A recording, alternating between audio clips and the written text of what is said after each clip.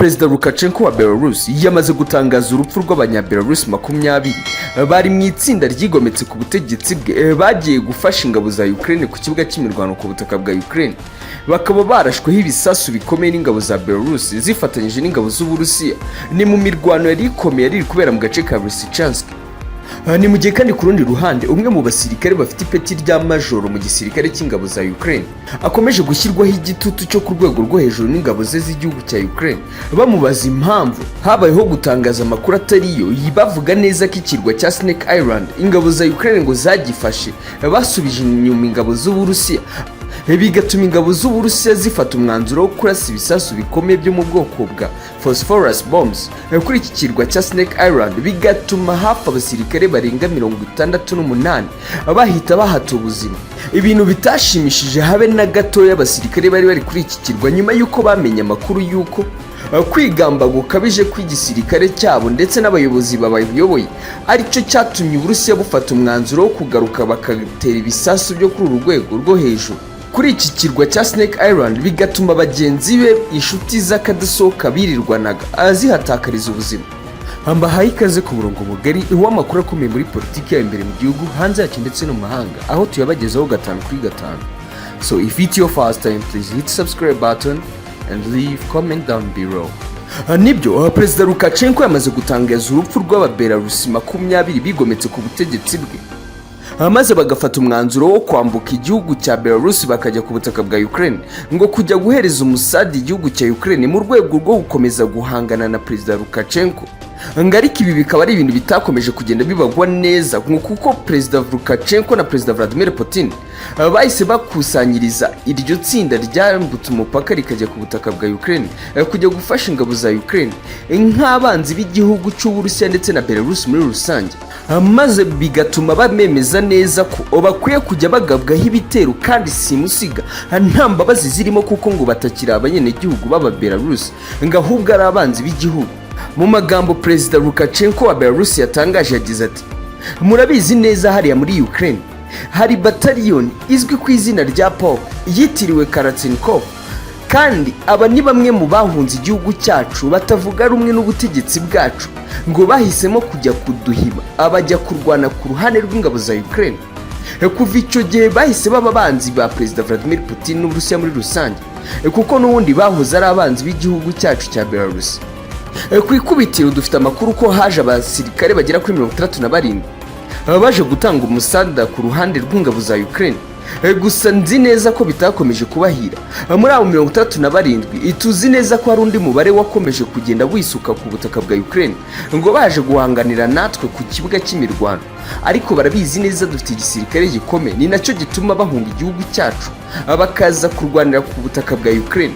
Rero mu minsi yashize twabagabyeho ibitero simusiga tubarasaho ibisasu byinshi bituma bahunga. Rero muri uwo mubare w'abahunze ntabwo bose bahunze, kuko hari abagumye aho ngaho. Ababashije kuhaguma ni 20. Ndavuga neza ko bahagumye batagihumeka umwuka w'abazima. Twabarasheho birangira bahasize ubuzima. Ndagira ngo mbibutse neza ko iri tsinda ngo ryavuze neza ko riri kwitegura kugaruka guhirika ubutegetsi hano muri Belarus. Ntago bishoboka. Niba mutegereje neza ko igihugu cya Ukraine kizabaho ubufasha, muribeshya cyane, kuko mwahungiye ubwayi mu kigunda, naho mwavuye nta naho mwagiye. Lukashenko utajya ukunda kuripfana yakomeje agaragaza neza ko nta mbabazi na nkeya bafitiye uyu mutwe witwa Karniskovisk, ukomeje kugaragaza neza ko ugomba kuzana impinduramatwara zigomba kuva muri Ukraine zikagukira kuri Belarus. Yahise atangaza neza ko ahubwo imbaraga igihugu cya Belarus cyashyiraga muri iyi ntambara igomba kwikuba inshuro zigeze kuri 20 cyangwa 25 kugira ngo bace agasuzuguro akabo bantu batajya babasha kumva kandi bikomanga mu gatuza ngo barashoboye. Lukashenko kandi akomeza agenda ashyira mu majwi abategetsi bagiye bashora abaturage ba Belarus mu ntambara ya Ukraine kandi bitari bibarimo ngo kuko ngo batavuga rumwe n'ubutegetsi gusa, bigatuma bohereza abaturage mu ntambara badakwiye kugiramo uruhare habe na gatoya. Ni mu magambo Lukashenko yagize ati: babajugunye mu muriro babasezeranya ko bazishyurwa neza, kandi 20 muri bo bahise bapfa. Ubu se ko kayo bagombaga kwishyurwa bayahawe? Ese ninde uzasubiza ababyeyi babo cyangwa abagore babo cyangwa abana babo? Iki ni ikibazo kitari amagambo gusa, ahubwo ni ikibazo gikwiye gufatwa ku rwego rwo hejuru, maze abanyabelarusi bari bafite gahunda yindi yo gukomeza kuzinaha bakabireka, kuko nta kintu kiri kubera ahangaha keretse kuraswaho gusa amanywa nijoro. None se kuba mwakicara mu rugo gusa mukiga ubucuruzi cyangwa mugakora ubucuruzi muri kumwe n'imiryango yanyu bibatwaye iki? Nimureke ubushukanyi bwabo batavuga rumwe n'ubutegetsi bari gukomeza kubohereza ku kibuga cy'imirwano. Aha hari kubera umuriro wo ku rwego rwo hejuru, ni mu itanura ryaka, ntibababeshye. Aya akaba ari amagambo Lukashenko yatangaga asa n'uburira abanyabelarusi bakomeje kugibwa mu matwi na bamwe mu bategetsi batavuga rumwe na politike ikomeje kuba muri Belarus, cyane cyane ko abenshi bagiye bashyigikiwe n'ibihugu byo mu burengerazuba bw'isi basanzwe bitavuga rumwe na Lukashenko, inshuti y'akadasohoka ya Perezida Vladimir Putin. Ni mu gihe kandi ku rundi ruhande ho umusirikare ufite ipeti rya majoro wakomeje kugirirwa nabi n'abasirikare no gushyirwaho igitutu gikomeye n'abanya-Ukraine b'abasirikare bamubaza impamvu igihugu cyamubwiye neza gutangaza amakuru y'ibinyoma, maze nawe akabyumvira akaza gutangaza neza ko ikirwa cya Snake Island cyafashwe n'ingabo za Ukraine ngo ku mbaraga zabo ngo babashe gusubiza inyuma igisirikare cya Perezida Vladimir Putin.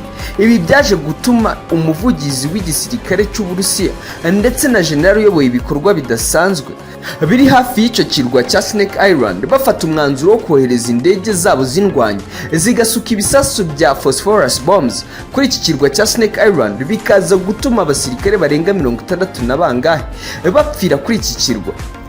Ibitarashimishije habe na gato y'ingabo za Ukraine zari zihaburiye inshuti nyuma y'uko habayeho kwigamba kudafite icyo gushingiyeho, kuko abasirikare bari babizi neza ko kuba ingabo z'Uburusiya zaravuye kuri Snake Island zahavuye ku bushake, zitahavuye kubera ko cyarushijwe imbaraga n'igisirikare cya Ukraine. Ibi rero akaba ari byo bikomeje gutuma abasirikare barya karungu, bakaba bari kubiryoza uyu musirikare ufite ipeti rya majoro wagiye imbere y'ibitangazamakuru akajya kwigamba ibintu azi neza yuko atari ukuri, kandi abizi neza ko ingabo z'Uburusiya nubwo zahavuye zigifite control mu biganza byabo by'iki kirwa cya Snake Island. Bakaba bari gukomeje kumubaza bati uko utaruzi impamvu nyamukuru ingabo z'Uburusiya zafashe umwanzuro wo kuva kuri iki kirwa, wakoze ikosa nk'iri kubera iki? Iyi karungu rero ikaba ikomeje kugenda itangazwa ko ishobora kuza kuvamo n'ikintu kitari cyiza, bishobora no gutuma hari abasirikare ba Ukraine bafata umwanzuro wo kwita basezera bakava mu gisirikare gitaraganya.